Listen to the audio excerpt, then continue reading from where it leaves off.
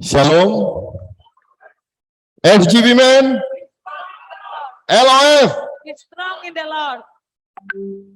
Puji Tuhan, saya grogi sedikit. Soalnya ada bapak mantu, mama mantu di sini, jadi takut salah omong. Perkenalkan, nama saya Heri Susanto, teman-teman lebih kenal dengan Heri Tung. Saya bersama kekasih saya tercinta, namanya Celvi Sutanto. Kami dikaruniai 3 orang anak, 2 perempuan, 1 laki-laki, Abigail, Giselle, dan Eliezer. Saya bekerja di bidang jasa konstruksi atau kontraktor, sementara istri saya seorang hamba Tuhan. Jadi orang bilang ini bertolak belakang, tapi puji Tuhan sampai hari ini kami berjalan bersama dengan luar biasa karena pertolongan Tuhan. Saya didampingi istri saya yang cantik ini sudah kurang lebih 14 tahun. Beberapa hari yang lalu kami baru merayakan anniversary kami yang ke-14. Semua sungguh karena kemurahan Tuhan. Sekali lagi berbicara tentang strong family, jujur saja kami tidak bisa mengakui bahwa kami punya keluarga yang strong. Karena yang kami lewati sampai 14 tahun ini, semua kekuatan, kemampuan kami sehingga bisa berjalan sampai 14 tahun, kami hanya boleh bilang itu semua karena kebaikan Tuhan buat kami. Kami sama sekali tidak kuat. Saya bekerja di bidang kontraktor, teman-teman tahu sendiri seperti apa. Sementara istri saya seorang hamba Tuhan, kami benar-benar butuh Tuhan untuk bisa sampai dengan hari ini. Hal pertama mungkin yang kami ingin sampaikan,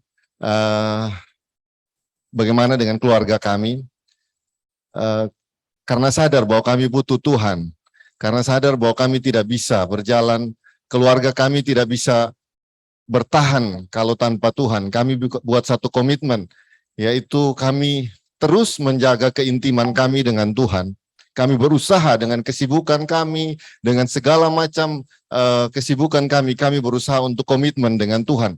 Bagaimana caranya? Salah satunya, setiap pagi kami komit untuk baca firman bersama dan berdoa bersama. Hal ini komitmen yang luar biasa menurut saya, karena kadang-kadang kalau kami lagi bertengkar, mau tidak mau pagi kita harus damai.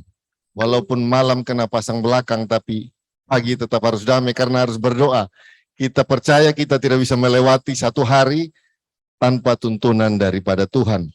Jadi komitmen kami itu kami terus berusaha, walaupun tidak mudah, tapi kami terus berusaha. Karena kami percaya kekuatan kami hanya daripada Tuhan. Kalau saya omong sendiri terus nanti bukan kesaksian berdua, minta tolong dulu sayang. Shalom. Selain intim ya dengan Tuhan, karena memang kami perlu Tuhan, tapi Tuhan juga pakai banyak hal dalam musim-musim pernikahan kami untuk terus membuat kami kuat. Yang kami rasa itu adalah orang-orang yang paling dekat dengan kami, yaitu keluarga atau orang tua. Nah, bersyukur sekali kami punya orang tua yang sangat, menurut kami bijak ya. Orang tua yang bijak, karena kalau memang kami bertengkar, kami tidak selalu cepat-cepat sharing ke orang tua, enggak juga. Tapi ketika semua selesai, kalau kami diskusi sama orang tua, kalau saya diskusi ke orang tua saya, mereka lebih kebanyakan menyalahkan saya. Saya enggak tahu juga kenapa, pokoknya statementnya selalu begini, kita tahulah anak kita seperti apa, pasti yang salah itu kamu. Nah,